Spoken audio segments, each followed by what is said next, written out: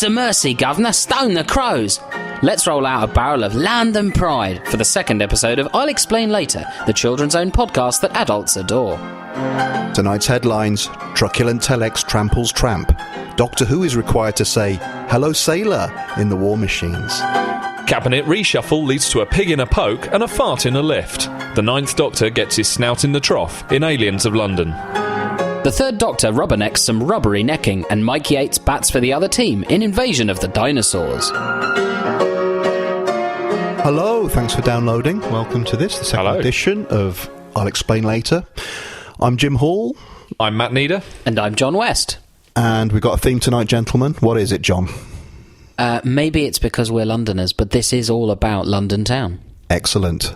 Matt, what do we clarify? None of us are Londoners as well. Well, not born and bred. We are in London's fashionable East End, recording this as we speak. Yes. So we're going to be kicking off back to the 60s with War Machines, and then the noughties two-parter Aliens of London and World War III.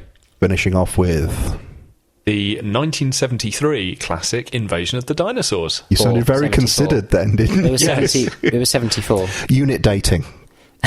Oh, was it 1970? Oh, God. I think it was 74. It was 74. It was 74. Yeah, I'm happy to leave it with unit dating.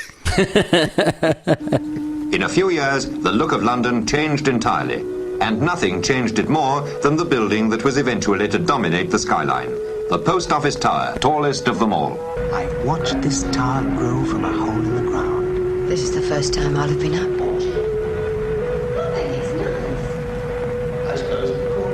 Why does it have to be so high, anyway? Wonder what it's like up there in a thunderstorm. This is the best view in London. Think of being up there on a starry night, with all the world at your feet. Think of being stuck up there if the lifts broke down.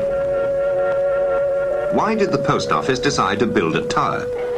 Well, there are several answers to that one. So the War Machines. Now, had you... you've obviously seen this before, Jim. Yes. Had you seen this before you watched it for the podcast, John? No. No, okay. I hadn't. So I guess the obvious question is just to ask, did you like it? Yes, very much. Very, very much. I really enjoyed it. From the beautiful... credits and open title sequence with that wonderful sort of... those are so good, yeah. Yeah, the sort of iconic... sort of computer punch card. Optical recognition, I think, is the font. Oh, right, yes. But that sort of, classic 60s computer sort of... kind of font. It's really beautiful. I think it's really well put together. I think, obviously, I think you could say the machine is a bit silly, or you could say some of the performances are a bit stilted, and I'm sure we'll get to that. But overall, I think it's a really strong sci-fi idea with some good performances and little bits of cheeky fun like the Inferno Club. Mm-hmm. I thought it was great, and it's weird because if you look at because I had a look at on the BBC website where they've got the excerpts from the the programme guide and the discontinuity guide, which kind of give the reviews of both of those. They're sort of a bit indifferent about it. Like, I remember very much like the discontinuity guide says, it's a shaky first step into the here and now, and as such, it kind of demands our indulgence. Whereas I just think this is flat out brilliant. I loved it. Well, what do you think of it, Jim? Yeah, no, that's a good point you make, because this, I think, in fan culture, this is probably seen as a demo for a couple of Troughtons, but obviously the whole of the Pertwee era, with the Doctor teaming up with the army, and it's saying contemporary Britain. Also, the fact, I noticed that as well. I'd read around a few reviews on this from fans, and it is generally seen as not one of the strongest Hartnells, whereas I've always thought it was quite a solid story. I think it's top tier, yeah. And I'm wondering, I do have a theory. Kind of last time we were talking about Love and Monsters, that sometimes fans hate things for just weird reasons, and with this, obviously, I don't know if we're jumping to the money shot too quickly here, but the whole Doctor Who is required thing, I think fans just like to sort of no, this story never happened or something. Yeah. That might be enough for people to go. It's a tough one to explain, and therefore let's not put it front and centre in terms of the canon. But in terms of a story, I really enjoy it. Yeah, it is. It does drag because I keep saying I generally watch these an episode a night. Yeah. I think the third episode was a lot of pottering about, whereas it had a very good build-up. And the fourth The fourth does just tie it up. I'm not sure what else you really want from it, but you sort of want a bigger ending to it than just this kind of you turn one of the machines on the other type of thing. Didn't seem to be much else in terms of that resolution.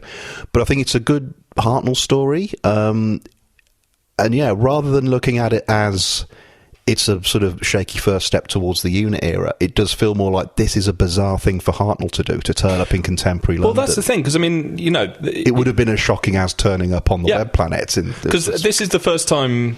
Am I right in thinking that they've gone back to modern day London at normal size? Normal size. Since the first episode, 3 years earlier. It's really nice how that happens. You've got that great aerial shot at the beginning as it zooms down, and then just when the Doctor comes out and Dodo, I don't even think there's any words between them. There's just a sort of nod of recognition of, you know, we're here, you know. And then a bit of business with the policeman and the but that's the thing, nothing's left to chance. It's not just like he turns up in London and then, you know, the story carries on as the location. They really play with the idea, you know, that opening wide shot that zooms in on the square where the TARDIS materialises from the post office tower, and then the business with the policeman and the policeman thinking it's a real police box and all that kind of thing. Like, that's all there, front and centre. Like, they're not...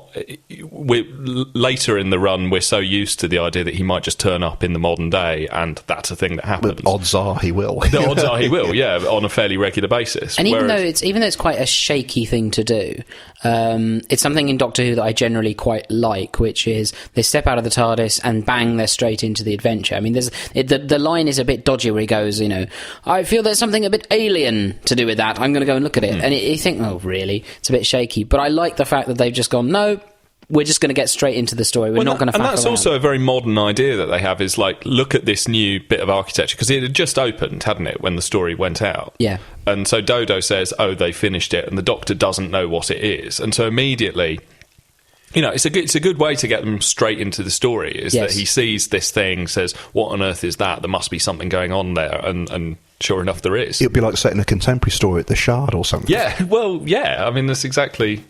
Well, I think there's a lot of parallels there that we might pick up on in a bit. But, I mean, it's interesting that if it's viewed as, you know, a dry run for later contemporary Earth stories, actually, for my money, this Doctor Who, or classic Doctor Who, old series Doctor Who, doesn't ever get any more contemporary than this. Like, I mean, we're going to discuss Invasion of the Dinosaurs in a bit, but, you know, unit stories are set... depending on where you stand on the debate, either in the present day or a couple of years into the future. But it's very much in a kind of unspecified area in the southeast of England. And actually, even in the new series, although you get you know, lots of London landmarks, especially in the first couple of years, equally, lots of it is Cardiff dummying in for London, and therefore a lot of the action tends not to happen in, you know, Oxford Circus, that kind of thing. Whereas this, like, really goes front and centre, like, contemporary London and all the trappings of it. So you've got the nightclub. It's got a brawl in a nightclub because some sleazebag is hitting on Polly. Flash. Well, although I would stress, I mean, by the way, I absolutely love the inclusion of the Inferno Club and the fact that Hartnell's Doctor goes there and seems to enjoy it. Yeah. And is mistaken for Jimmy Savile. Well, yes. And is mistaken for Jimmy Savile. He looks like that DJ. She'd be less delighted to observe that now. No. Kitty, isn't it? I suspect. Well, I want to go to the Inferno. It looks quite fun. It looks quite mild. Yeah, but maybe that's... Well, we're all Doctor Who fans, so... I think it would have been a bit much for them. It's pretty crazy to me. But that first panning shot of all the people that are in there... you know, they're not... I don't know, it's like the guy who hits on Polly, Flash, you know, he is... It's a sexual assault. I mean, he actually grabs her. He's a real dirtbag. In these days, of course, it would be Polly that floors him rather than having to be rescued by Ben the sailor, by a burly sailor. Yeah, exactly. It's something on a knife edge, that, where you feel on the one hand it's really good to see someone who's being sort of sexually aggressive taken to task. It's just, you know, on the other hand, they haven't quite got to that point where you know, she deals with it herself, or could have dealt with it herself. But maybe that was just reflecting the reality of the time. Well, yeah, but that brings us on to a good point. This is Polly's first story. I mean, I'm not sure how many other of her stories you've seen. Are you that familiar with the Hartnell era? Well, she's only in 7 serials, right? Yeah. I haven't seen any of the others. Yeah.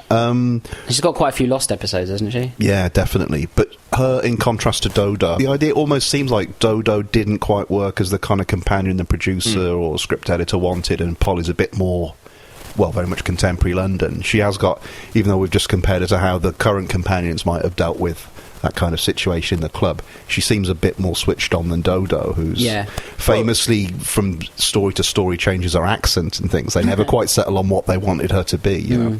Well, and I mean, it's telling how, you know, they get Dodo out of the action, in episode 2, and then her send-off. I mean, there are a few send-offs in Doctor Who less dignified than Dodo's, where it's like they just bundle her off to the country, and then there's a message at the end where saying she sends her love. Yeah, I mean, is there a story about that? What's behind that? Because it is so odd. Just narratively, you'd at least have a goodbye doctor, you know. We would, but I mean, I suppose we often look at these like they're the modern show, whereas obviously it was just being made week after week then. And I think it was, I don't know this for a fact, but I think it probably was just a matter of Jackie Lane's contract, or they were more keen to concentrate on the newcomers. But yeah, it's weird that this is the final story of that season, and comparing that to how, you know, this is going to be Rose Tyler's last story, how's she going to go, you know, and Catherine Tate and all these kind of things, and this is like, But then the imperative of the story is far more interested in bringing in Ben and Polly, in that, you know, and, you know, if you're taking it back to the contemporary London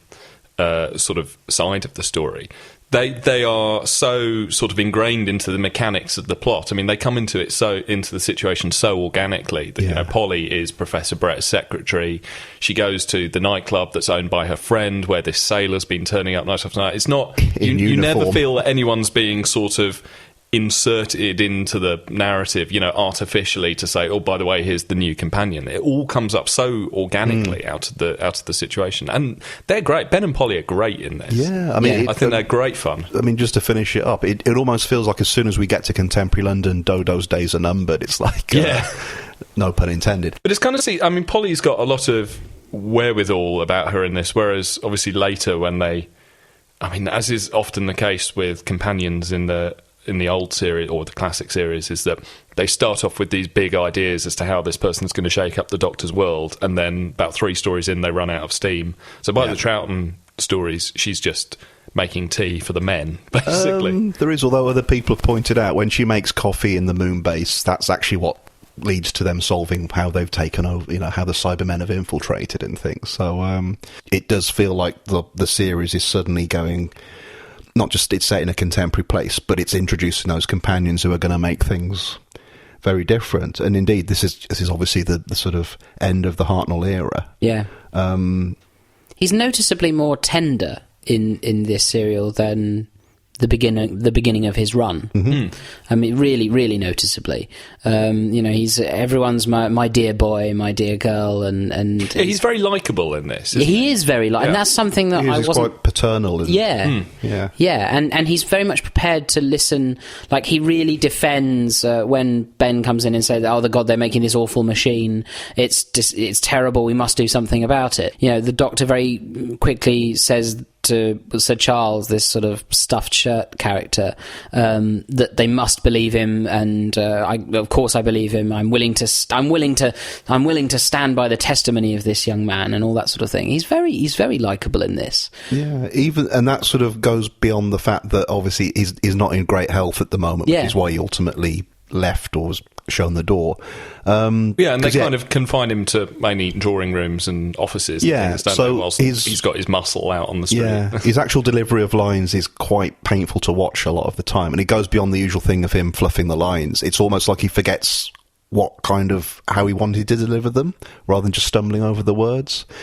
But they make good use beyond of that, as John just said, his character is so likeable, but also possessing of this fierce intelligence that it kind of goes beyond that almost. Yeah, I think so. I think he comes across really, really well in this one, and he does form a sort of centre of gravity to the story as well. That even though they're not putting him out on location, you know, for all the running around business that you might otherwise have, you know, his authority I think is stamped through it. Well, you got that fantastic cliffhanger, part 3. Well, yeah, that amazing scene at the end of part 3 where all the soldiers are running away from the war machine and he just stands there and stares it down, and there's the slow close-up onto his face where he's not given an inch, and that's fantastic. I mean, I'd say that's one of the best cliffhangers. It's really fantastic, But in a strange way, it's a beautifully dramatic cliffhanger, but such is his authority and the beauty of the composition of that scene that you're not really in any dramatic doubt as to the fact that he will stand down that machine. Everything else is crumbling around him, and he's I think it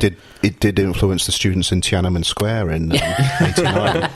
Except he didn't have doing a Hartnell. He didn't have a shopping bag, though, did he? Hartnell. No. So still on that, William Mervyn is it Sir Charles Sumner, who's the kind of head of the big switch on. I think he's great fun. He's terrific. Given we're at the Inferno Club, the big switch on could be construed a bit differently, I suppose. He's going to distribute Purple Hearts to everybody in London. I think he's the right actor for the role. He's, as John said, a stuffed shirt, bit of a fuddy-duddy. And he looks the part as well. He's a man who likes a good steak dinner and a glass of port, isn't he? But the many scenes with him and Hartnell sort of just pottering about, he's wonderful. It's probably not meant to be, but I was sitting there and just thinking, nowadays when you get Patrick Stewart and Ian McKellen doing Waiting for Godot together, I could really see those two setting the West End on fire. Those two guys just killing time together. But what I really liked was the fact that although they're both quite sort of old establishment sort of characters, or in the way that they interact, and Hartnell's doctor affords Sir Charles a certain degree of respect and treats him the way that he needs to feel important. But there's that bit where he says to Ben about Sir Charles not believing that this computer has gone crazy and started building these hunter killers effectively. The official mind can only take in so much at a time. So even though they're temperamentally apparently quite similar, Hartnell's... Well, the Doctor is constantly portrayed as having a younger mind and a more keen mind and an anti-authority approach. Which I think that's a good point, because I think a lot of people dislike the Pertwee era, and we'll come on to that later, but because they think he's in cahoots with the authorities and all that. Do you feel that here? Do you think Hartnell gets in with the authorties a bit too easily? He just wanders into the GPO and at the big press conference. Well, the fact that he's able just to wander in and everyone says, "Oh, good to meet you, Doctor," Well, no, I think that's. Russell T Davies insisted on this quick ability to put the Doctor into that, and came up with this arseholery with the psychic paper to achieve the same dramatic effect. But whereas here, you just get the impression that Hartnell has sufficient, or Hartnell's Doctor has the gravitas and the authority simply to pull off. And the hat. Yes, and that gorgeous hat. And the cloak. Amazing. And the wonderful cloak with the wonderful clasp. I don't think he is too much in cahoots with authority. I think he exudes authority and easily moves in those circles, but keeps a healthy criticism of it constantly. Even telling the younger characters, you mustn't believe everything that you're told, and there's only so much these official people who are locked away in their ivory towers can really think about at any given time. This is a big thing. This was your thing on Soul Deed in the last story. The last show. But I think it's true. I mean, I think, that thing about the official mind can only take in so much at a time. It's about the importance of not conforming, not believing official voices, and in fact, we were talking about this being set very much in contemporary 60s London. What we're watching is the deferential society being dismantled. I mean, that's the thing. Ben, as other people pointed out, Ben's kind of the first really working class figure in Doctor Who. Well, speaking of Dodo again, I've sort of I think for a few minutes she was Scouse or something. Well, they were going to make her a Cockney, but at the point where they introduced her, it was the sort of the top floor of the BBC said no, she needs to speak in RP English. Where obviously we've moved on a bit when we get Ben in there, but he does feel. I mean, obviously sanitised for the purposes of BBC representation, but he does feel like a member of the working classes, doesn't he? Yeah, I think generally it's quite well directed, this one. Yeah, it's very dynamic in terms of. Actually, we haven't talked about Votan or the War Machines at all yet. No, we must do that. We'll come on to that in a sec, but. All those battle scenes and the location work is great. All sorts of strange angles and aerial shots and crash zooms and weird sort of ceiling shots in the warehouse, kind of looking down. It's incredibly it's all a bit dynamic. Ipcris file and things. It's very Ipcris file, but at a point where Doctor Who is largely being filmed in a TV studio, and certainly later a lot of directors would be quite happy just to stick a light on it and point a camera right at the front of the shot. It's great. That was a lovely thing. That was a lovely thing watching it in the last week. Is on the DVD. I don't know if you watched the extra on it, but they have drawn it from loads of different sources because the story was lost. I think they retrieved a certain amount of it, but it was censored, and then they found the censor. It's a real patch-up from different sources. Yeah, then they found the original film inserts, so the actual quality of film is changing constantly through it. But that was an unexpected extra bonus to it. I thought that it seemed this weird jumble sale kind of technique. Yeah, it never goes into that sort of harsh, we're back in the studio now, and then we're back on location because it's being shot on film. Actually, it all kind of knits together, and the bits that are... The sets don't necessarily feel like sets. You never get that sense for like they've gone from outdoors in the London location stuff to like going indoors into the studio or anything with it. And I think part of that is because of the mixed sources that they've had to cobble together this version of the War Machines from. But part of it I think is because the direction never settles into that kind of studio kind of proscenium arch kind of shooting that you'd get a lot later in Doctor Who. Is great. So, as you say, we've not even discussed the War Machines themselves. The War Machines and Votan. I think this is the first time Doctor Who is up against a computer. Oh, really? Yeah. Certainly we've got things like the Daleks, but obviously we know they're organic things and whatever. I think this is the first time you've got a machine mind and that kind of anxiety that was probably rife at the time of... technology not just taking people's jobs but totally replacing them almost. It's really interesting to see because having sort of looked around again at a few reviews of this that I've found online from across the years, everyone's sort of relationship with this story has changed in time, and I think we're at a point now where that element of the story works incredibly well from a modern point of view. So obviously in the 60s, this idea of computers as a scary force and we don't know what they're going to do, that's a great sci-fi idea.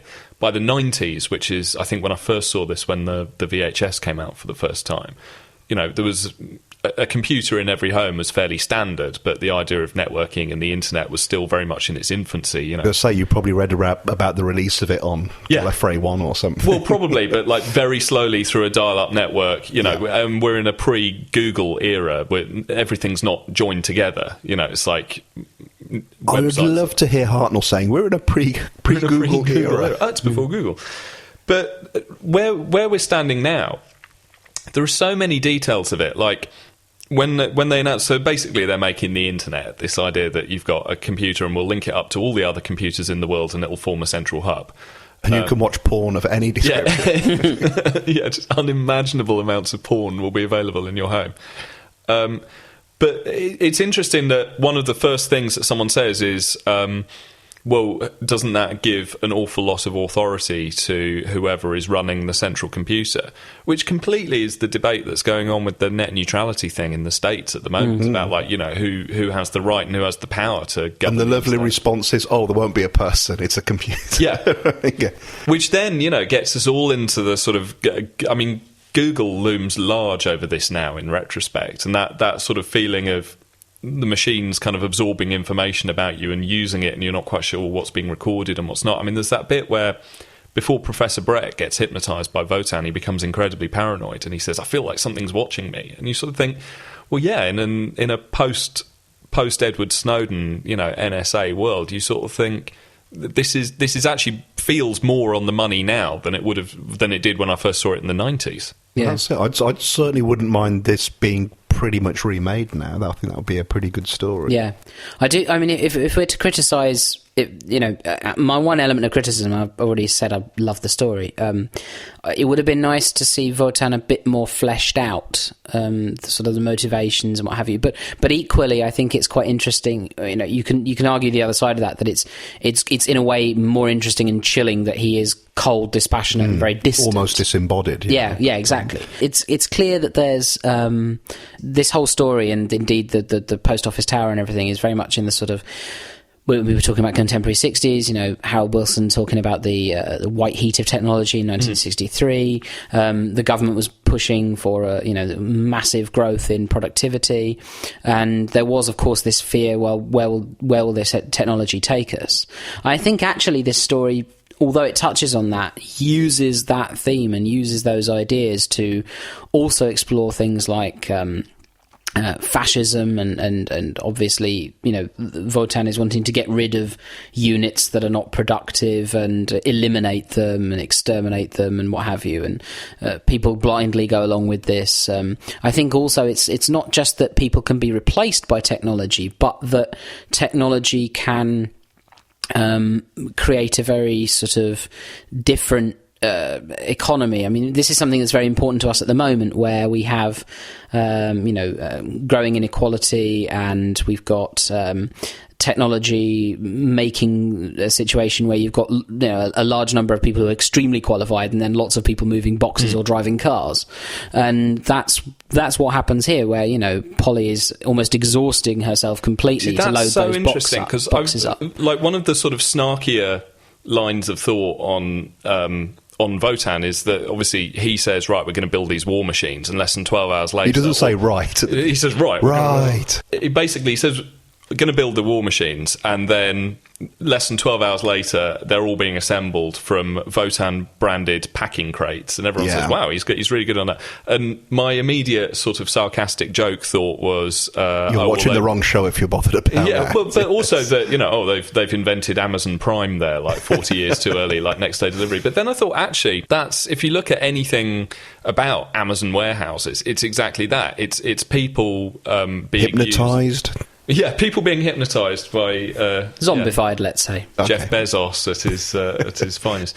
But it's that combination of like really dumb labour, as in you have to move as many boxes from A to B as possible, plus increasing automation to guarantee greater efficiency. I mean, it's so on the nose. This, in fact, if you did that contemporary now, isn't there this sort of Google Glasses or whatever where the workers are told where to go and pick the crates up from, and it measures how long it's taken them to get there and things. Yeah, and of course everything can be quantified and automated, and people can be declared inefficient with some statistical backup. Well, this is there are points where one of the workers does actually collapse with exhaustion, is just pushed out of the way by one of the machines. Yeah, the war machine just rolls him over. And I feel there is anyway a sort of preliminary feeling of, will this greater and inexhaustible drive towards high efficiency and high productivity ultimately be in people's interests? Yeah, I mean, if we don't have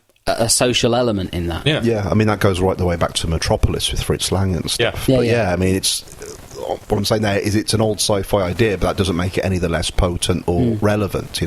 Well, it's also interesting for all the way that, there are certain real-world predictions that Doctor Who has made over the years that have, by sheer coincidence, come true. So you've got the female Prime Minister in Terror of the Zygons, some years before Thatcher comes to power, all of this stuff. This story doesn't get anything like the credit now for being not just, predicting elements of the modern world that we live in now, but also predicting a lot of the issues and tensions and contradictions that's going to bring with it. And predicting the rest of Doctor Who with the contemporary setting, because I can't overstress that. The previous 3 series, they were just going anywhere, you didn't know where it was going from one week to the next. And the tone of the story, it could do a really grim historical one week and a crazy-ass carry-on style one the next. Just the fact this ends up in contemporary Britain is such a weird thing, and now it's seen as I mean, it's seen as the default. Yeah, it's the default. So this doesn't seem anything like a spectacular. You're kind of. I'm guessing a lot of fans maybe even watch this thinking, "Roll on Troughton." They're looking at their watches. Doctor Who is required. Bring him here. Yeah. No, I mean, is this something that bothers you at all, or? I was having a chat with Matt before you turned up, John. And it does stand out. I quite like odd little things like that. I know lots of fans tie themselves in not trying to explain it, but I quite like grit in the oyster. Yes, grit in the oyster. You know that it's going to really annoy someone. Yeah. It's like, I love it. It's kind of like the Jar Jar Binks of Doctor Who, isn't it? But it's not just that. I mean, because I did read one theory that, well, Wotan doesn't have a surname on register for the Doctor, so... Or there's a comma between Doctor... It defaults who is required. Oh, the Doctor who is required. But then that's bollocks, because it's then backed up by Professor Absolutely, Brett. Professor Brett comes straight to us, we must bring Doctor Who here. But I love it. I love the fact the show's got sort of weird moments like that, which were just on the fly, and, no one was ever thinking people were going to be sitting around 45 years later or something. Yeah, longer no, than I don't talking about it. It didn't bother me in the slightest. I mean, I can see why some fans would have a bee in their bonnet about it, but I also think that if that is your problem with it now, given all its other strengths that we've discussed, you've massively missed the point. We just discussed the tramp. Oh, the tramp who... Yeah. Oh, yes, we must discuss the tramp. The tramp who gets killed in a warehouse. I mean, yes, that's more brutal than anything we've seen before or since in Well, Doctor it is. and the thing, in a warehouse. Yeah, and the thing that's usually brought up there, which is I find quite funny, is that he dies, and then the next day the front page of the paper is "Tramp found dead in Covent Garden." No, with a picture of him when he was alive, which is, having worked in newspaper photo libraries, is quite astonishing. Well, no, I mean, especially he's killed at about 3 a.m, isn't it? Yeah, like, well, there's all the that. chronology of it. No, I just thought, as from a journalist, because as I am a sinecure journalist, a manicured journalist. I made a particular note of the fact that the quality of London reporting, clearly in 1966, was nothing else was happening in London at the time. Light years ahead of where it is now. I mean, BuzzFeed wouldn't get, or Twitter wouldn't get anything as quick as that newspaper did. Tramp found. OMG. And you've got the reporter. Yeah. You've got the reporter. I mean, they get in the from taxi. They get in the taxi to go to Sir Charles's. And by the time they arrive, there's a newspaper with the death of the tramp that they just took the cab from. It was really affecting, actually. I felt desperately sad that, because they bother to let you take the time to get to know him. Yeah, rather exactly. than him just being a body. He's a bit of a con artist, but he's a bit of a joker. He's just come out of prison. He's clearly down on his luck. He stumbles into this bad situation and is killed because he is surplus to requirements. It's awful.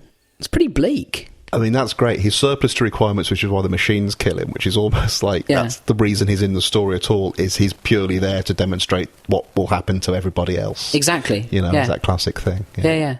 So, thumbs up for the War Machines then? 2 thumbs up. 2 thumbs up, or smashing hammers, or whatever they are. Yeah, two. Actually, that's one more thing. I do love it when, do you know there's the Blue Peter clip when they introduce them, and the guy looks genuinely affected by it. Look at that, it's so powerful, it could smash through anything. And then when we actually see them in action, I think it is the part 3 cliffhanger, when one of the war machines is coming out and it just sort of veers to one side and smashes some empty boxes over and then goes back towards the army. It's like it just did it for the sake of it. Yeah, it's very much got the sort of Legend of Zelda, we'll smash all the boxes and pot plants and everything just to make sure we've cleaned up. I mean, we talked about Votan. Did you actually like the war machines themselves, or did they feel like cut-price Daleks? Oh, I thought they were rather good. Well, they actually, because I like the fact they feel like man-made machines. They're covered in rivets. You've got the workings all down the side. They're really bulky. They're not manufacturing to the point where they can make them really sleek. And you get a lot of lovely shots when their gun just sort of zooms into frame, don't you? With that sort of, So, do you want to see the War Machines back? Not just the war machines. I'd like to see this story pretty much remade. I mean, this happens a lot. An old Doctor story, it's practically remade for the modern era. I'd love to see them just pretty much take this premise and do it through again, Well, that is absolutely fantastic, isn't it? Just look at the strength of it.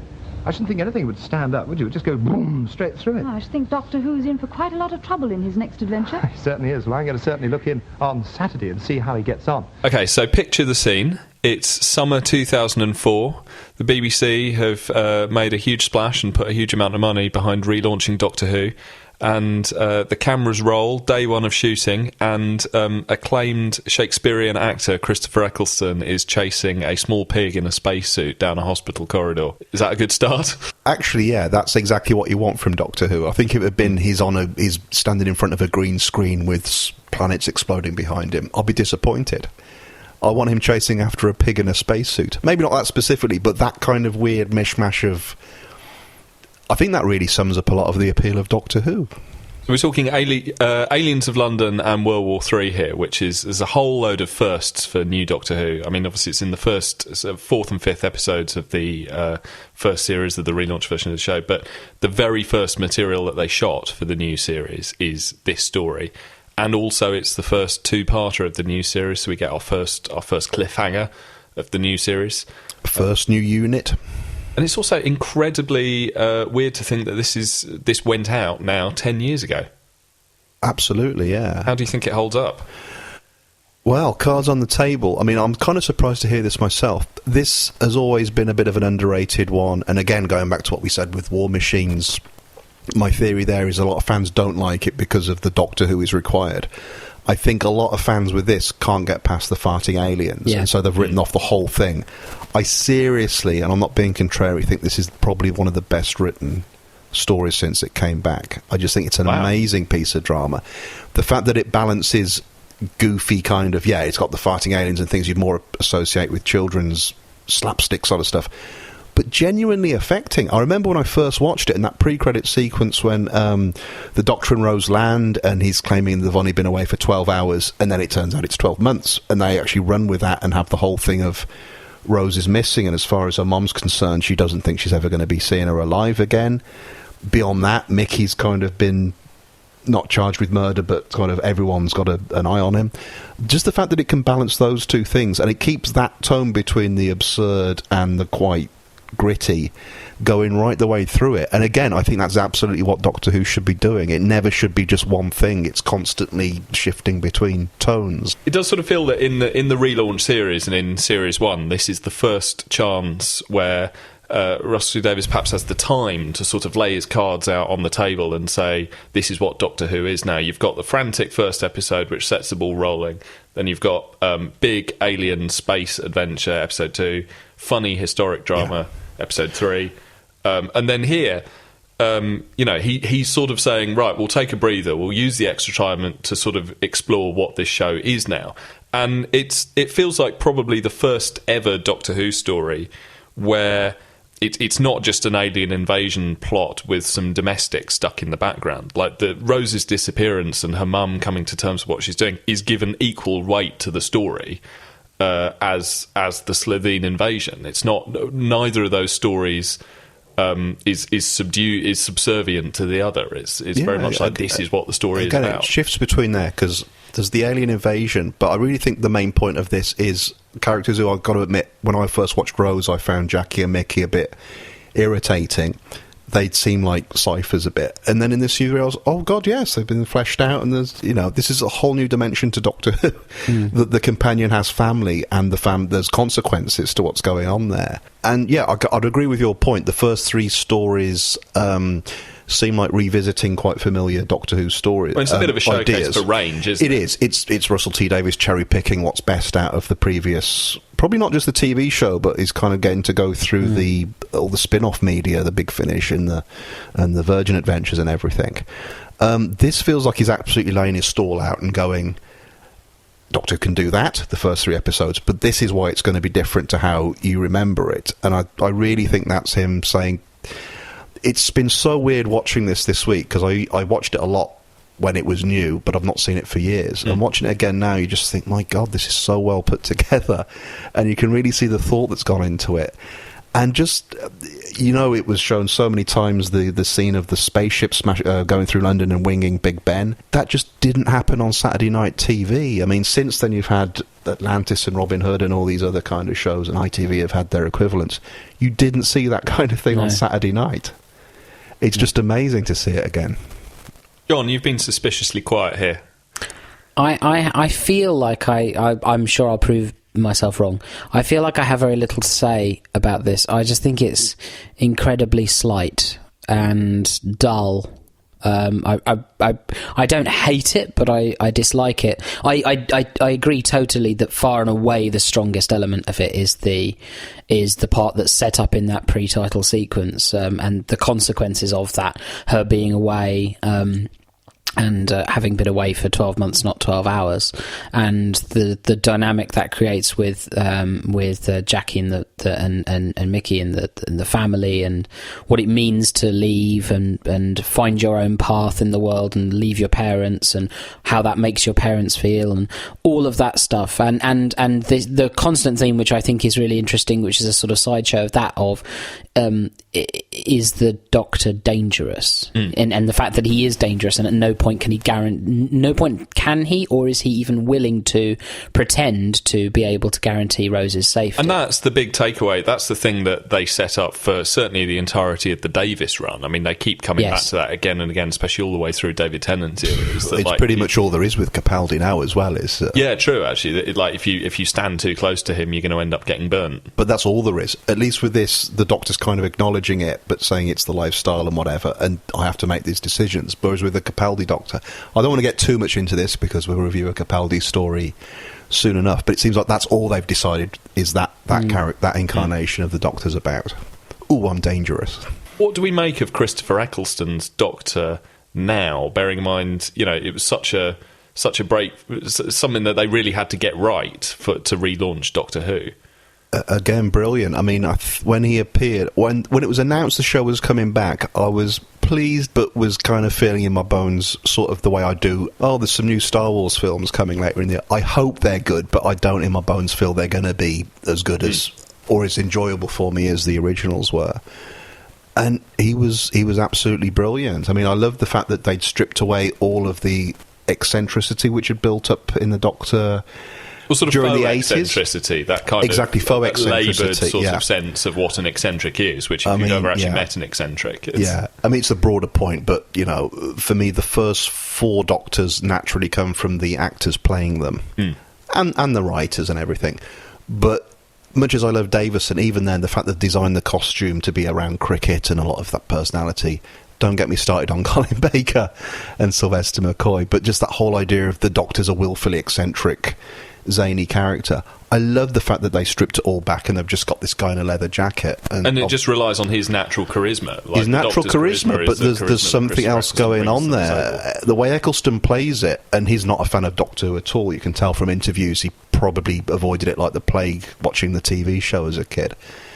He's playing it kind of like a divorced dad times 900 years or something. He's got that kind of, I'm all right, leave me alone kind of thing. There's something going on behind the eyes there. Every smile hides a world of pain. He's just it's all he can do to hide his pain. Yeah. In every scene, everything he does. And I've always loved his performance as the Doctor.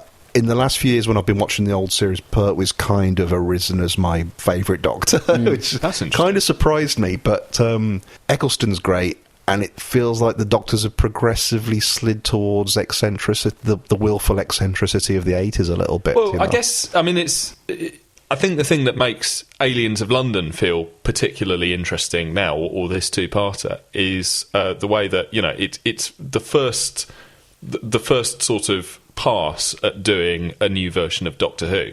And I think I probably sit somewhere in between you two. I think there are aspects of this that are really great.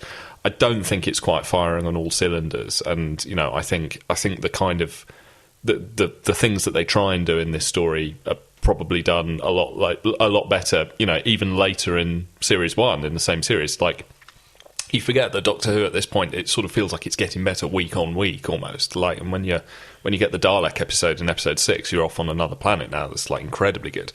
But it's interesting to see what they get right at this early stage and what they get wrong, and also what they choose to take forward and what they don't. Because the stuff here, I was really struck by the bit where Rose says, when they can't get through to London, and Rose says, well, we'll just do it like everyone does it and just watch it on telly. And that scene of the Doctor just battling for the remote and like having to move the baby out of the way so that he can watch the news on TV, which felt very new at the time, but also hasn't been done since. That's the kind of... Oh, I don't know. I think every Russell T Davies, the sort of big finale, didn't they have a sort of, not necessarily a character literally going through TV, but we'd be cutting from channel to channel. There's always a TV to show, but in terms of just having almost the kind of chafing of the Doctor in that domestic situation, they'd boil it back to a bit of conflict with parents, or, obviously the bit where after he's wiped Donna's mind, that amazing scene where the 10th Doctor has to sort of talk to Bernard Cribbins and her mum.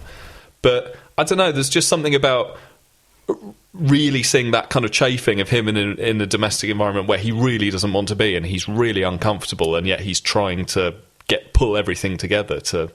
Yeah, I mean, he's there under duress, and I really like that. That's another thing. I mean, there was a conscious decision with Tennant almost immediately to make him the guy who would do the domestics a bit. But Yeah. I love the fact that Eccleston just isn't taking any crap at all in it. No. And that makes it such a lovely scene at the end when Mickey does get invited on board and he says, "I don't think I could face it." Yeah, but the doctor takes the crap for him and Yes. says, my word's final. All those lovely little bits, it's and it's a very little aside. Something I'd only noticed this time, I'd never seen before, when they have the Blue Peter cake. Yes. Of the alien. Did you notice how jelly babies around the outside of it? Oh, yeah. I just thought that was a lovely little subtle touch to all the fans to go, the right guys are making the show now. And indeed... That and Unit as well. I mean, that was a real surprise watching it for the first time when the army turn up. Unit, but just, the bit leading to that. And again, even though I've watched it many times, this is the first time in many years, the bit when Jackie is really at her wit's end and doesn't know, absolute culture shock when she's seen the TARDIS. Then phones the emergency hotline and you see the words, doctor and blue box, and I really got shivers down my spine at that. It was fantastic. Yeah. Silence from everyone else in the room. I think the character development stuff is really good. Camille Kaduri, of course, is really good. Again, she's given a killer line when, she thinks they're going to be staying for tea and she's going to make a shepherd's pie and she says, "I've got a bottle of amaretto." From last Christmas. From last Christmas. It's just, great. that stuff absolutely sizzles. It's amazing. And all the stuff before that, does he eat grass and safety pins? Yeah, does he drink? And all that sort of stuff. And Rose immediately says yes as well, doesn't she? Yeah, he drinks. Yeah, he drinks. Have we seen that? On the piss. What have we not seen? But I don't want to get carried away with the things I did like about it and do like about it, because there's so much that I dislike. I dislike, and I'm not going to even go to the farting aliens, which I don't really have a problem. I do. I have a problem with the farting aliens in that I don't have a problem that they're farting. Farting is funny. It's just for some reason it is empirically funny. Yeah, it is. I like the deadpan way you say that. Farting is funny. Yeah, farting is funny. Farting is funny. You sounded like Votan as you delivered it all. Farting is funny. No, farting can be funny, but for some reason the farting in this isn't funny, and it just seems a bit by numbers, the sort of, let's get some roly-poly people and have them farting. I don't mind that they're farting, I mind that it's not funny. But it's not. I don't. That's not. It why does seem to be trying to hit a kind of more comic register than they ever go for again. I mean, I remember reading. I don't mind them going for a comic register. It's just I just want them to be funny. Like the lines that Jackie gets are funny and affecting, and that's a combination of good writing and acting. I mean, but they're funny to you as an older guy watching it. But maybe I really think with this, the thought was we need something for the adults and something to throw the bone to the kids. So No, a lot of the kids watching this are going to be like 7 or 8 years old, and you don't want to bore them with domestic drama that's not going to mean anything to them. I hear what you're saying. I guess I find it really annoying to bring it up because it's such a fucking cliche that people will hate this because of the farting. I don't hate it because of the farting. I just think the farting isn't funny enough. Have farting, make it funny. And I just thought it was a bit by numbers and a bit daft. But anyway, but that's by no means the thing I disliked about it most. I think the whole world of the government, and it's just so poorly drawn, and even the farcical bits where they're opening doors and closing them. There's a wonderful bit of farce. In the previous episode, we spoke about Love and Monsters, and there's a wonderful bit of business with doors opening and them chasing each other around. Yeah, the sort of Scooby-Doo chase. And it's terrific. So I'm not against it, but here it's just so laboured and it doesn't really work, and it's poorly directed and it's so slow. It does feel like that was the thing that actually struck me watching this, rewatching it for this, is that the pace feels a lot slower than a lot of other contemporary Doctor Who. And I remember sort of feeling that when it came back as a 45-minute story, like the pace was really amped up. And I don't know whether it's just, I think the pace got too fast during the Matt Smith era, where everything was sort of almost hyperactive. But this, it felt like an old six-parter, where it felt like a sort of fairly slight amount of story, fairly slight amount of plot. I couldn't disagree more. Gently across 90 minutes. Like I keep saying, I've not seen this for years, and I was watching it, and at the end of the first episode, I couldn't wait to watch the next one. I thought, no, I'm going to wait till tomorrow to watch that. That, and I couldn't bear the sledgehammer quality of the supposed satire. I mean, it's meant to be in no small part a broadside against the then sitting New Labour government. And Harriet Jones. I'm not one of the babes. I'm not one of the babes, and then there's the whole thing about she is in clockwise. The aliens, indeed. This is the 45-second thing. Yeah. Isn't it? So Harriet and the massive weapons of destruction. Yeah, that is very crude. Weak. Yeah, it does sort of feel. I do agree with you on that, actually. That when it gets onto that, like, oh right, this is what we're doing. I really enjoy all the jabs at sort of contemporary politics. Me too. And in the earlier stage, and I like Harriet Jones. I think Harriet Jones is a great character, and I like that she's this. When we first meet her, she's this sort of. She's basically the kind of Labour backbencher that at that point everyone is probably thinking, I'd like them to be the front benchers. Yes. You know what I mean? That kind of she's more like your year head at school or something, isn't she? She's, But there's at the early points where the satire basically just exists as jabs and as funny lines that Davis is putting in. Yeah. I'm not one of the babes. I love the bit where they've just changed skins, and the Slitheen guy says, it's like, oh, I rather enjoyed being him. He had a wife, he had a mistress, and a young farmer. Yeah, it's great. It's going back to the paving slab in Leather Monsters. It's I really loved all that. I remember when this came out, certain fans were going, oh, this isn't how government works. I said, you're watching Doctor Who, it's not meant to be strictly accurate. However, that irritated me. That irritated me hugely. The launch codes are with the United Nations. All of this kind Piss of stuff. off. But, also Buffalo being the password that can get you into any system. Well, that was another thing. That I liked. That was quite funny. The fact that he had such a crap password for everything. I loved that. I thought that was brilliant. I've got so much to remember. Do you think I can remember thousands of detailed passwords? It's Buffalo, Buffalo, Buffalo. I loved that. So but then I think that's almost kind of getting to the heart of why. I mean, you like this. I love it. You like this, Jim. John, you dislike it, and I'm kind of uneasy about it because I think there are bits of it that I really like, and there are you're bits the Derek Smalls. Yeah, I'm very much. You're lukewarm water. I'm the lukewarm water at this podcast, but it's going for contemporary Britain, contemporary London, contemporary issues in a far more kind of upfront way than Doctor Who has, probably since the War Machines, in terms of saying it's not just generic government ministers, it's like 10 Downing Street, we're doing the Iraq War, essentially. Sorry, just comparing the two, the idea of Dodo's mom going, where did you go to, compared to what we actually got for her send-off. But it just sort of so seems to be kind of sliding around in terms of being kind of trading off the idea that like this is set in the real world by putting real world things in it, but feeling very sort of artificial and farcical and dialed up. And I guess for me the weirdness of it is that it's a show that doesn't really feel comfortable in its skin at this point. It's trying a lot of things, some of which work, some of which don't, some of which are sort of interesting blind alleys that they never go down again, and some of which they say like, right, this is what we're doing now. But like tonally, I think it is all over the place, and I think at times that is quite enthralling and funny, and you kind of get carried along on the brio of it. And at other times, it's just a bit.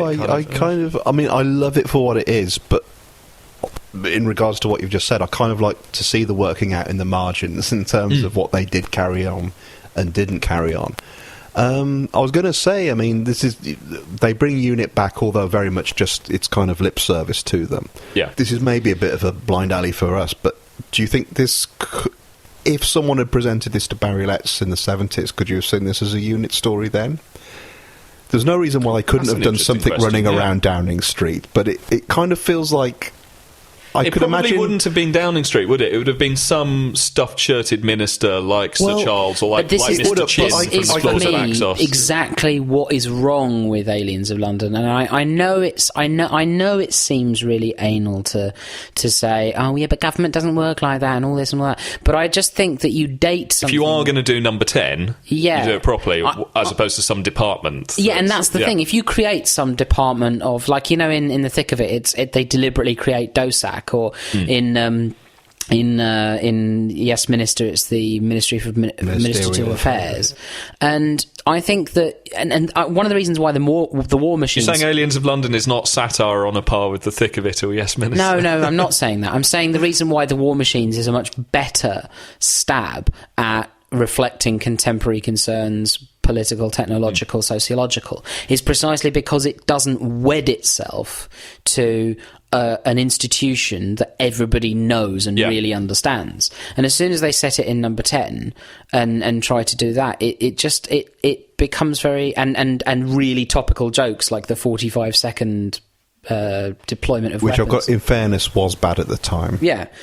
As soon as you create it, wed it to things that people really do know, I think that you need to get them right, or they just fall flat for the broadest of audience. I think you wouldn't have limited the potential for this to be a really interesting story by setting it among in an army base with generals rather than number 10 or something. I don't know. I just think it's a bit shoddy, apart from some of the excellent character work, basically. Okay, so the farting aliens, but the Slovene as a design, what do you think of those? I think 10 years on, it's very easy to carp from the sidelines about where the CGI and the... It's very jarring, isn't it? It does jar, but I think it's because the suits are terrible, and that's one of the things that you can really see them working out. No. I don't mind the look of the suits, but they're clumpy and the running is... But to specifically answer your question, I think the design is terrific. Yeah, I just think that the actual suit is quite poorly executed. Also, the idea as well. I'd forgotten until I rewatched this, all the backstory about the Slovene. So they are a family business. Slovene is their surname. And it's almost like Davis goes to such odds to sort of say, oh yeah, these aren't just the green blob people who've come down to take it. And they're not to take our water or our oil. So they're a family business who are basically in the trade, like shameless or trotters or yeah, exactly. They're intergalactic trotters, aren't they? Where they're going to irradiate the planet, and then that will give them raw irradiated fuel that they can sell on the cheap to budget Starliner companies, and that was an odd line this time. There's a recession out there, and I thought, hold on, this was 2005. We're a few years ahead of. So at least that wasn't one on the nose reference there. No, I like them as a design. I mean, it's interesting to hear that. I think originally, when the Comeback series was commissioned, it was going to be, I think, 6 episodes, and this was one of them. But back then, I think Russell T Davies was thinking of making it the Sontarans rather than Slovene. I'm not sure how much of a difference that would have made, but there was obviously an attempt. They're kind of the first new big monster that's in Doctor Who. Well, and they obviously had a go at because they brought them back later in the series. Yeah, I suspect because they spent money on this. No, Boomtown is at the end of series 1, so they come back in the same series. And several times in the Sarah and Jane I love Adventures. that episode. Yeah. I think that episode. So it's not I don't have a problem with the Slovene per se. But it's interesting to see that actually it's just the. I mean, seeing when I say they're doing things right and they're getting things wrong. It's not just on a creative level in terms of just working out the tone of the series and what the stories are going to be about, but literally, how do you film an alien? They've not filmed an alien species for a primetime BBC Saturday night drama, since last time they made Doctor Who, really. Which was considerably different. Cheetah people. Yeah. But you can sort of... I don't know, I mean, I can imagine on the day on set when the Slovene costumes arrive and they pull them out the back of the truck and they put them on the actors, everyone sort of slightly going, oh, right, okay, we're going to have to direct this very... well, yeah, I mean, this was a famously fraught production, wasn't it, this episode? I mean, there were all sorts of rumours that this is, all right, allegedly, I'm not sure what you want to do. You've got a better knowledge of media. One fan theory has it. One fan theory has it. This is when Eccleston sort of decided 1 year is going to be enough, if indeed it gets renewed at all. Well, it's like in The Writer's Tale, Davis talks about how, they were shooting for sort of half a day on this, and that blew them a week behind schedule almost immediately, because they just didn't know what it was going to take to make it. Even that, I kind of love that it wasn't a sort of a breeze to do it. It was like, we're going to do it, what was the Kennedy quote on the moon? We choose to do it because it's not because it's easy, because it's difficult. Yeah. And we might all sit here and slag off at what the Slovenes look like, and the CGI doesn't really hold up too well now, but I love the fact that we're trying that, and that really takes it back to the first few Hartnell years when it was doing different. And then you are at the bleeding edge of what TV can do in 2000. Well, making this in 2004. I mean, that's certainly what British TV could do. Well, yeah. And so now we are, as an industry. Well, the spaceship crash is really good. It's fantastic, and that was the shot they kept using pretty much as a business card to say this is what you're going to be getting: contemporary London spaceships. Yeah, and it's still. All right, the ship itself looks very visibly CGI now, whereas I think at the time I might have thought it might have been a model or something. Yeah. Someone will probably now tell me it was a model. I don't know. But certainly it's smashing into Big Ben is such a genius idea. Yeah, it's terrific. It's really well done. In the same way in Independence Day and everything, it's the Eiffel Tower and the Taj Mahal. Smashing through Big Ben is such a statement of intent, isn't it? Yeah. But I find, that's... And blowing up Downing Street, But that's the phrase that I'd sort of come in and this is saying that, it's a statement of intent. Almost everything they're doing is a statement of intent. It's almost like, it feels like tonally, design-wise, in terms of direction, everything is super dialed up here. Everything's going large, and they eventually claw it back to something which is probably more manageable. Yeah, it's EastEnders with just fucking nutso alien invasions. But it's that ambition of this stage. It's like, and in retrospect, it was the right thing to do, because the worst thing you want to do if you're relaunching Doctor Who, and it's very expensive, and if you get this wrong, it'd be the last chance you probably get to do it for another 30 years. It's the McGann film. Yeah, well, it's almost just to sort of slide something out almost apologetically and be very conservative in terms of what you can and can't do, and say, well, we'll play it safe.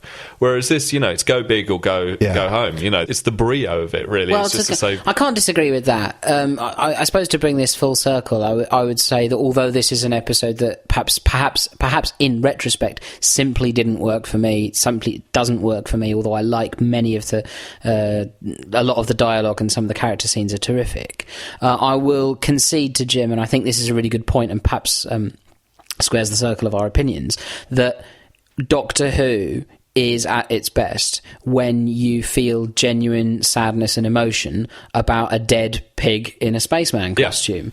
And the pig is brilliant. It's such an unexpected moment. And it's such a harrowing, when the Doctor describes what's happened to create this dead pig in a spaceman costume, you find yourself thinking, oh God, that's so sad. That's horrible. Yeah, whereas initially you might be thinking, what the fuck? Yeah, no, really don't, because when you find out that they shoved a pig in a spaceman costume, your immediate thought would be, oh, that's really funny, but it's not. It's horrible. They play it seriously. I think you'd probably sort of say that it feels, for me certainly, that the raw ingredients are there. Doctor Who comes out of the gate with a real sense of identity for the new series, and the team involved only get better at doing this sort of thing as the series goes on. Yes. Turns out there actually is a world record for the most whoopee cushions sat on in 30 seconds.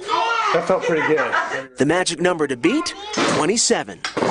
There's a lot of rules to think about breaking this record. First of all, the chairs have to be 20 centimeters apart, and the Guinness folks say the whoopee cushion needs to make a raspberry sound. So, rounding off things tonight in our visit round London 10, Invasion of the Dinosaurs, which, interestingly, we all watched in very different ways. Because I keep harping on about this, I've been watching the old series for the last few years, an episode a night. So I actually watched this probably 3 months ago, and I didn't get a chance to rewatch it ahead of recording today, so I'm going to be relying on you guys to prompt my memories of it somewhat.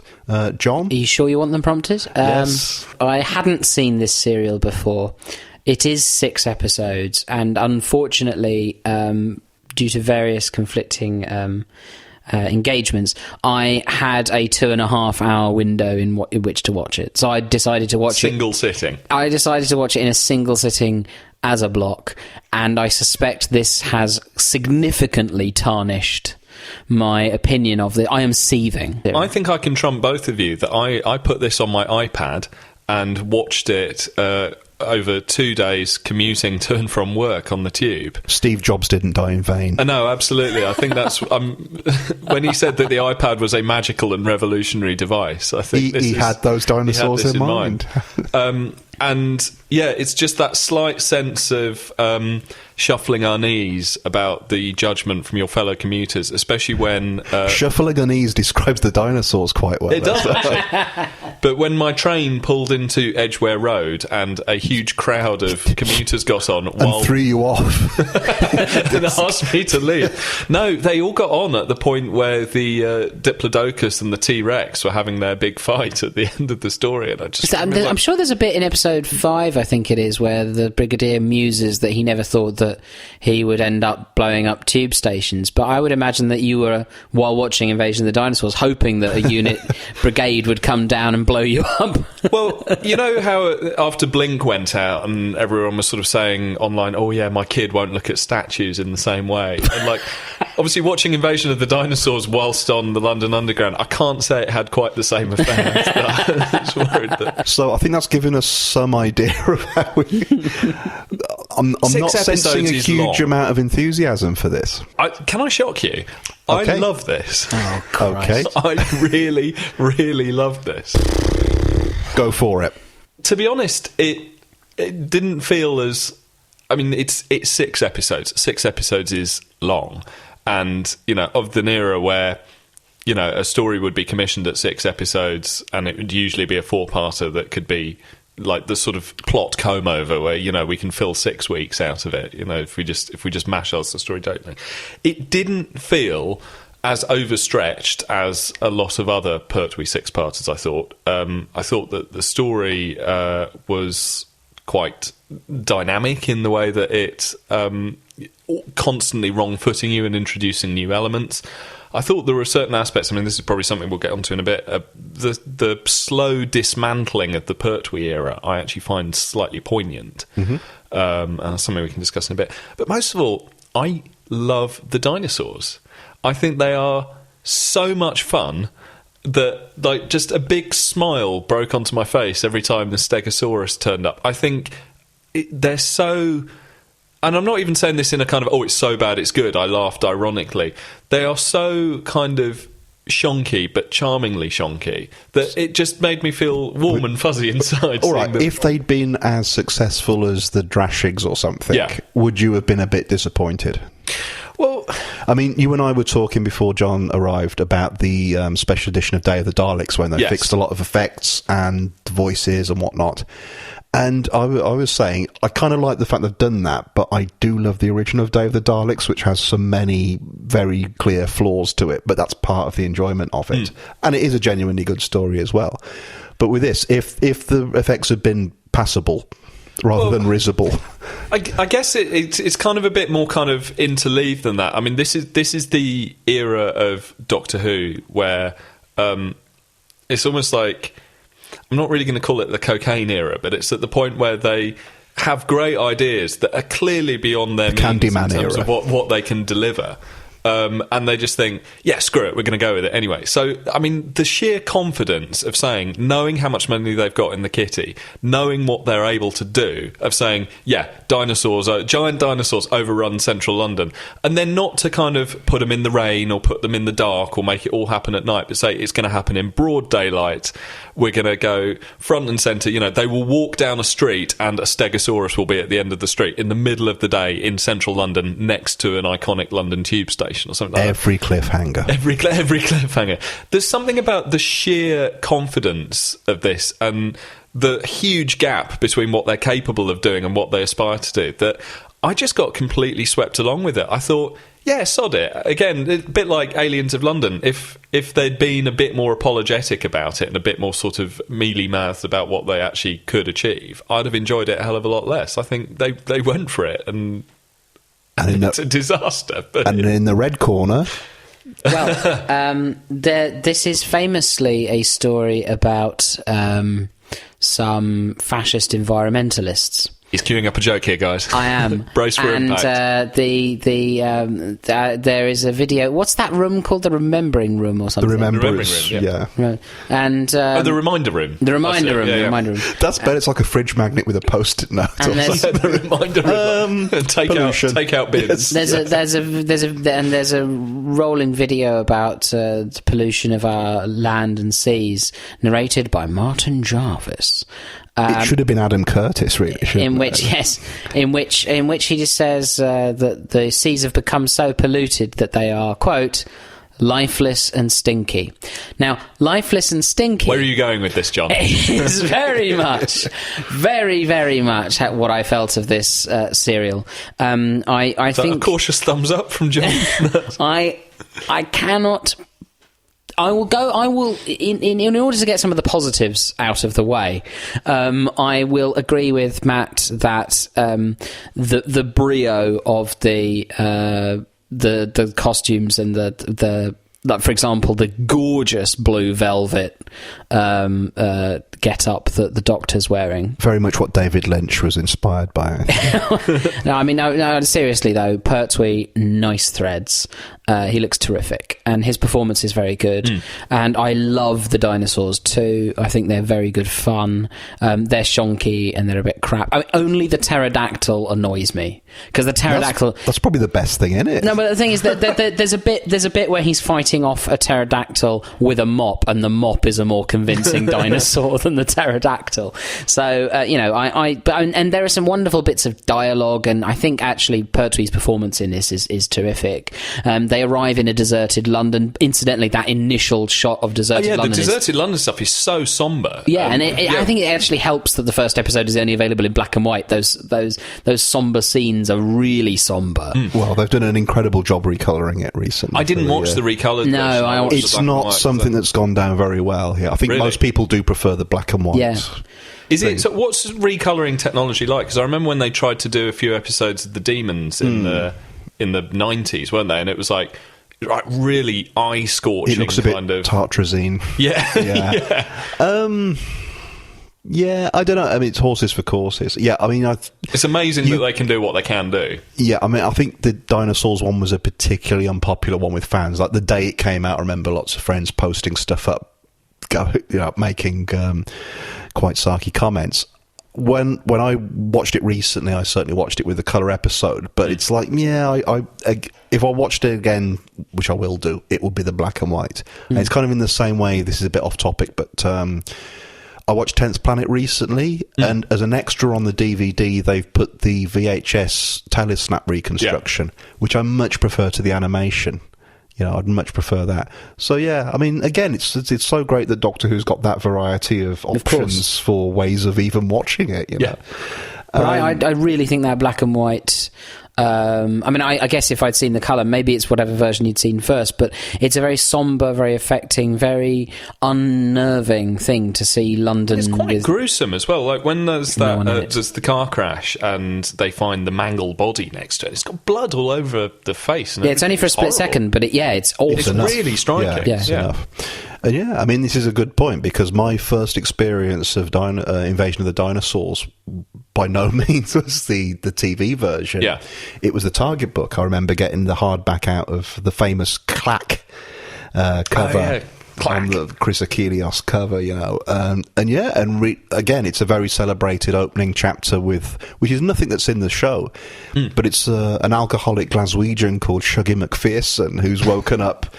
I think he may even be, I may be embroidering it, but I think he's wondering why his wife's left him or something, and he's very misanthropic, very centred on himself, opens a door, and then a dinosaur claw comes and kills him, and that's Malcolm Hulke's setup for the whole book. Sounds a damn sight more interesting than the This is not TV long version. after I'd really learned to put sentences together. Right? I remember reading that, and that's very vivid to me, the opening stuff in London with the telephone box being not vandalised but absolutely ripped to shreds. Yeah. And I actually remember my teacher at school saying, "What books are you reading now?" And when I said Doctor Who and the Dinosaur Invasion, her brow furrowed and went, "Oh yes, you like all of that, don't you?" And here I am. Here you are. Here I am, of all these years later. But I mean, it's something we didn't really talk about with Aliens of London, but I mean, all of these have they don't just happen to be set in London. London's really being used as a really specific setting. More so than we see anywhere else in the Pertwee or unit stories. The unit stuff tends to be generally kind of set in the south of it. Yes, somewhere in the home county. Whereas this is very specifically London screwed, you know. What's the tube station that they keep going to? It's meant to be Trafalgar Square, isn't it? Which doesn't exist. Is it not Moorgate or something? Like I said, there's a bit where he says I think you can see you can see it says Traff, and I imagine it's meant to be Trafalgar Square, but... Of course, it's funny that the Brigadier says, I never thought I'd be down in the tube, given that, you know, he was with... he spent most of an entire serial in a tube station. Yeah. That's it. I mean, as Matt said, it's winding down the Pertwee era, and I'd like to think those things are in there deliberately, but I'm never quite sure if they are, you know. Some of them can be completely accidental. I do think, though, that just to sort of... the fact that is in black and white and it's so bleak and it's so interesting, that first episode, I think it does, ironically, colour the rest of the watch, because I think it's so nicely shot and so nicely set up in that first episode that when you get then 5 episodes of padding and more padding, it feels like a real shame because it's such a lovely setup. There are also, like I was saying about the performances, there are some brilliant lines in that first episode. They're trying to find the unit headquarters and trying to find some public transport or some way to get there, and Sarah Jane very breezily says, "Oh, there's a bus stop," and Pertwee says, "Yes," as if to say, well, I suppose we could get a bus. This is the week... He's not going to get Uber on his phone. But it was just the delivery of, yes. It's just the fruity disdain with the which... The relationship between the Doctor and Sarah is really good in this. Yes, it is. It's an early story for her. So it's her second story, and they're following it straight on, you know, it follows straight on for her from the Time Warrior, which is where we've introduced her. So she's very much still getting her head round... she's basically just had a hell of a day, really. Yeah, again, she's like a stowaway in the first one. This is him bringing her home. But by the end, when he's trying to tempt her off to... Well, that's in because that's really sweet, when he makes his call as to say, like, this is what we can go and do, and she's like, no, I don't do it. No, that's really sweet. Which is oddly the end of Aliens of London as well, when he's exactly like, I'm not coming round for Shepherd's Pie, you can come on to the Horsehead Nebula, and you know. But it's interesting to see. I mean, is this one of the last occasions where we actually see her do some journalism as well? Where that's kind of... I think like Terror of the Zygons. I think she it's surprising when she actually tries to write a story in that, because that's actually quite a good way I found that they've got of moving the plot forward in places where you know it's her wherewithal as a journalist. It's not just her being thick, going, I wonder what's over there. Yeah, no, she's actually got a reason to. She's checked up on Whittaker beforehand because she was writing a story about him. You know, she has got at the back of her mind that she wants to document and record this because it will make for a good story. Even a bit, and actually, this is possibly something of a side point. But when she's on the fake ship going to the New World, and you know this. You may not be interested in this at all whatsoever, but I just thought it was an interesting aside. The fact that she recognises and she knows a bunch of the colonists who are on there was a sort of odd bit of world building that you don't see that often in this era of Doctor Who. The idea of celebrity, not just sort of people from the real world appearing in Doctor Who, but the idea that other than characters who meet each other for the first time or are the regulars, that there's a world where like you've got a famous novelist. There are famous novelists in this world. There's sportsman, and he's a politician, isn't there? It's, and so there's the entire Guardian readership up there. Well, have you seen Matthew Sweet's extra on the DVD? No, I've not. He said it's the one when Martin Amis, Sebastian Coe, and Shirley Williams all go off on. But also, I mean, that's you would if that actually happened, if they were launching a scheme like this, that you'd probably expect that like a Russell Brand would go up there, or like please George Monbiot or someone would go along. It's this is for me. This is the fact is they weren't just people. They were just like characters. They were sort of low celebs. But this is what really annoys me. I think about Invasion of the Dinosaurs is that it's actually got some really good ideas, and there's a certain brio and style in the dinosaurs, which you already discussed, and the costumes and the certain Brillo pad with the dinosaurs. Yes, but there is for me in the plot one really good idea, which is that some people who had some good ideas about pollution and the decadence of the era could, through a sort of moral blandness, end up in quite a fascistic position. Yeah. And indeed, it's quite interesting, like, though this gets a bit politically geeky, anyone who has actually ever analysed the Green Movement will know that it is not by any stretch a wholly leftist movement. There are a lot of... No, it gets quite militant, and this is the thing, things go around in a circle, and it's a bit like when Alan Moore's comic V for Vendetta, where the idea, it starts off seeming like a one-man army against the fascist pigs, but very quickly you realise his methods are as bad as the government's in that. So, you know, yeah, exactly. It's always a peculiar sort of. It's not so much even-handedness, but there's a level of nuance there that obviously Barry Letts and, you know, the people who are working around him, so like Robert Sloman, who wrote The Green Death, they're obviously very interested in ecology as a burgeoning issue, and there's no doubt that, you know, in The Green Death, it is very much pollution is bad, and that's not going to lead us to a good place. And at the end, you know, they're at pains. You know, the Doctor has that slightly clunky speech at the end where he sort of lays that out on the line.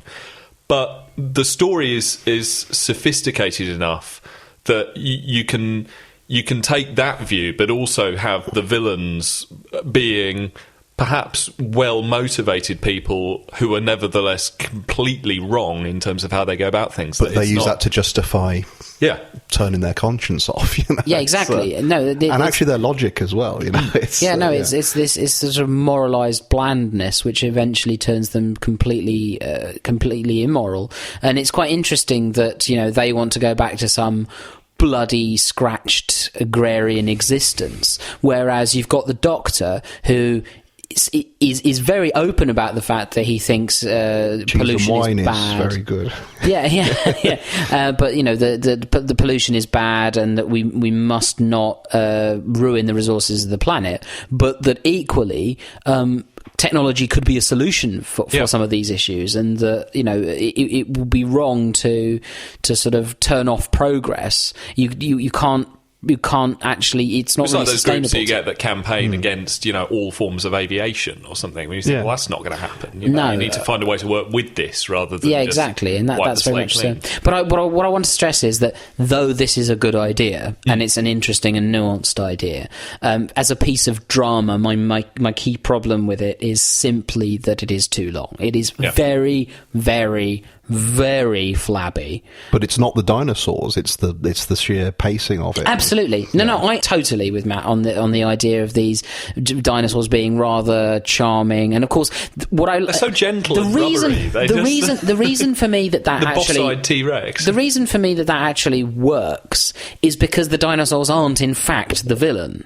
Yeah, they're innocent victims of this set of circumstances. So in a way, they are saved from needing to be utterly chilling.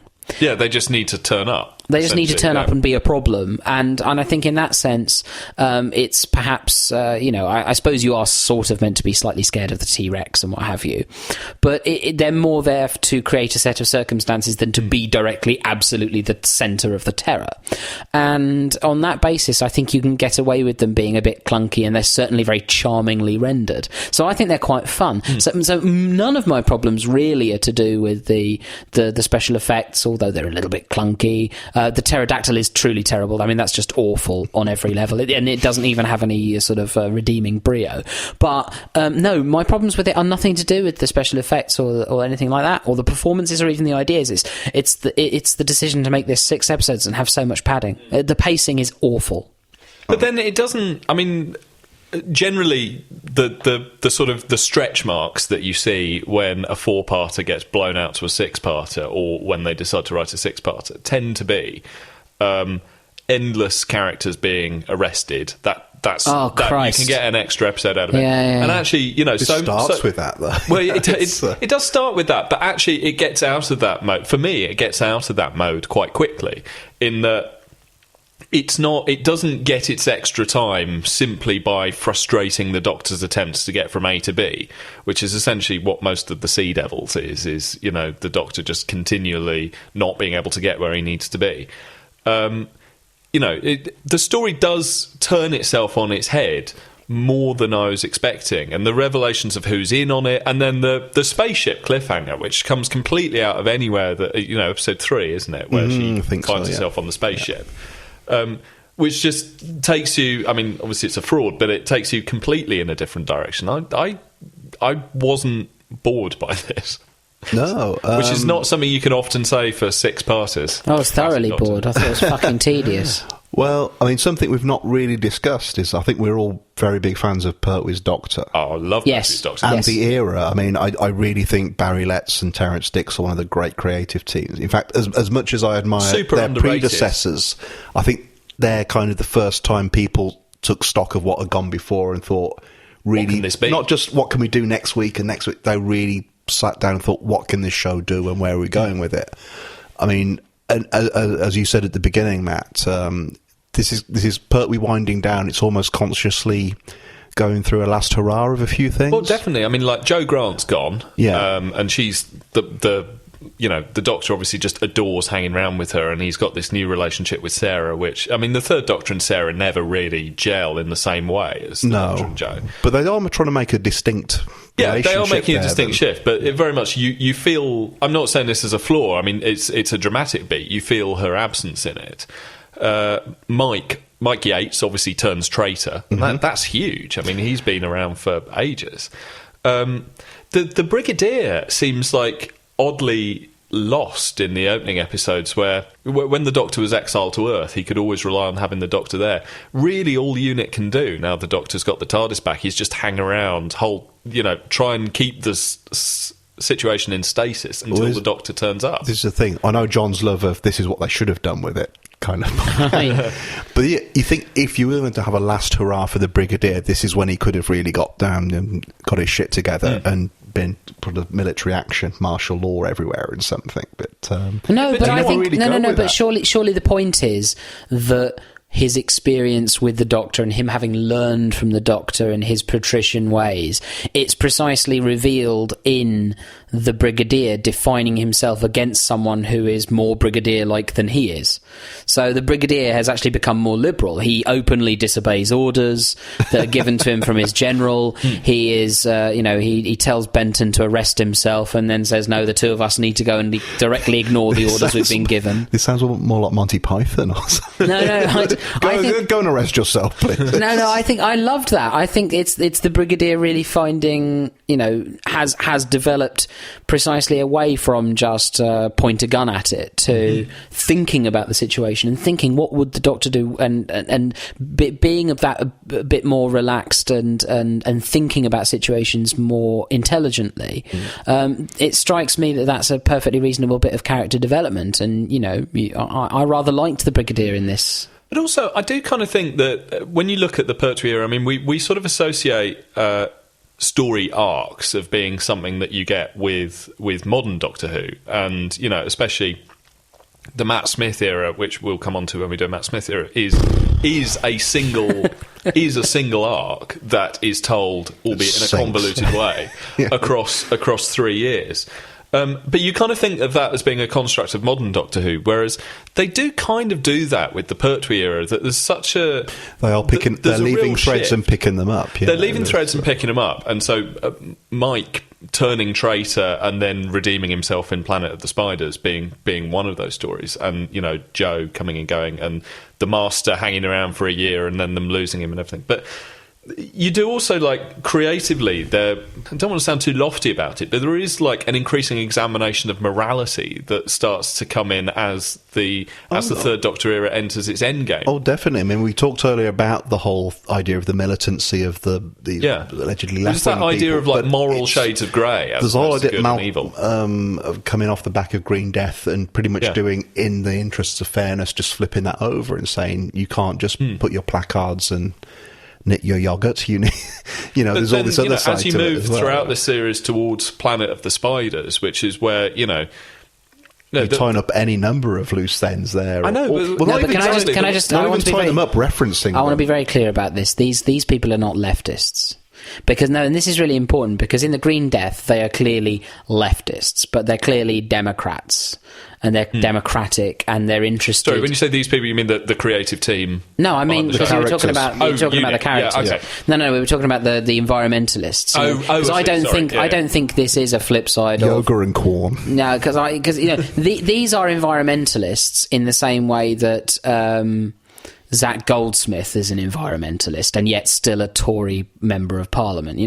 There is a strain of environmentalism that looks down on the little people and their consumerism and the fact they want to buy a pair of jeans every other week. And the Green Project, wherever it started up in the 70s, had a huge tension, and it still exists, between those who say, no, we are anti-progress, we are going back to an agrarian society, and those who say, no, this has to be about more than just environmentalism. It has to be about progress. It has to be about social inclusivity. It has to be, and obviously that more, let's say, traditionally left-wing view of greenism has won over in the UK's Green Party, but not necessarily in South. But that is interesting. German That's the flip side of it that you see in the Green Death. They're two sides of the same coin here. That you have. That's more obviously the Barry Letts sympathetic thing. But also, they're a hippie commune in Wales who are, but working on their own sort of sustainable food sources, a strong sense of community among standing them. up to the man. But but they seem fun. They seem like people you'd want to have a drink with, and they'd probably want to have a drink with you. Whereas these arseholes in the bunkers, I just say leave them down there and throw away the key. Well, I wouldn't have a pint with Marty Jarvis, a sherry though. Perhaps. Oh yeah, a nice dry. The one guy I did like, or an Amontillado on the ship.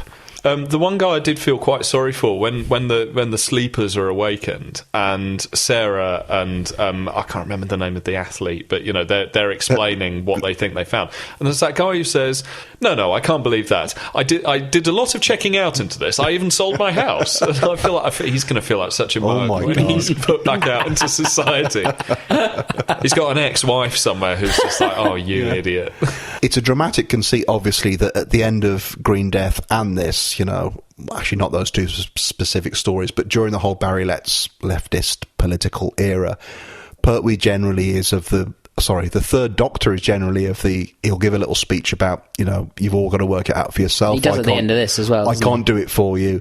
That's a dramatic conceit, because obviously Doctor Who can't come in and solve the world's problems. That's not going to work. Are you calling bullshit on that, or does it kind of work for you? But that's surely a better solution. It's like instead of just giving, it's the whole thing about don't give someone a fish, give them a net, and that's kind of he's providing them with the intellectual framework. This is the approach. This is the moral approach you should take to solving these problems for yourself.